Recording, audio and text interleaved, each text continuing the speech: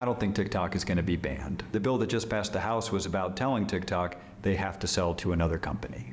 I've been a fan of Jeff Jackson, but this video contains a lot of misinformation and is highly xenophobic. Why tell them they have to sell? The US government does not have the legal authority to force a foreign company to sell to US interests, nor should it have that power. The fact that this is how we are framing this situation is incredibly problematic. There is a serious concern that the Chinese government can influence what you see on your For You page. But the US government is demonstrating very concerning influence over social media platforms. But what those other social media companies don't have is an adversarial government. There are lawmakers in our US government who are actively hostile to my existence, that can influence the algorithm to manipulate the content you're shown in ways that will help them politically. Those lawmakers and lawmakers from the other side of the aisle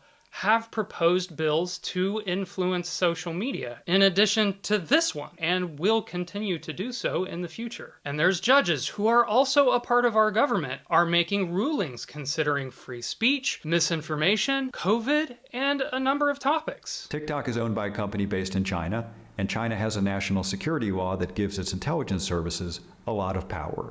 The US government would not have the power to enforce how a social media platform operated, say, in Europe. Similarly, the Chinese government would have no influence over what TikTok does in its US branch. Because to me, this really seems like other social media platforms lobbying their own agenda. So if those services show up at the door of TikTok and say, hey, you have to change the algorithm for American users in these specific ways, TikTok has to comply. ByteDance, the company that owns TikTok, is incorporated in the Cayman Islands. Their headquarters are located in China. However, TikTok, also incorporated in the Cayman Islands, is not located in China. They're located in Singapore, which is a separate country.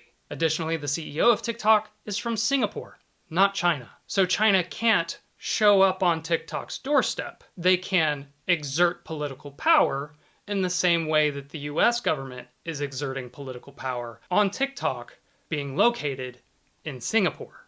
A huge pop-up notification validated everyone's concerns. Do you have proof that the Chinese government exerted political force on TikTok, forcing them to make that post?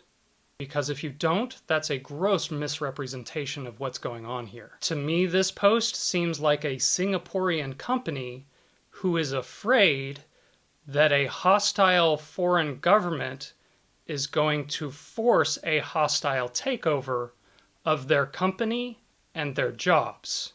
It didn't mention anything about the actual intent of the bill, which is to force a sale. It just mischaracterized the bill and then told everyone to take political action based on that mischaracterization. And yeah, that pop-up might be a simplification, but the bill is a threat to ban, and they shouldn't have to post about the intent behind the ban, because the intent behind the ban is immoral and a gross overreach of power. I know a lot of you have seen some members of Congress be deeply uninformed about this.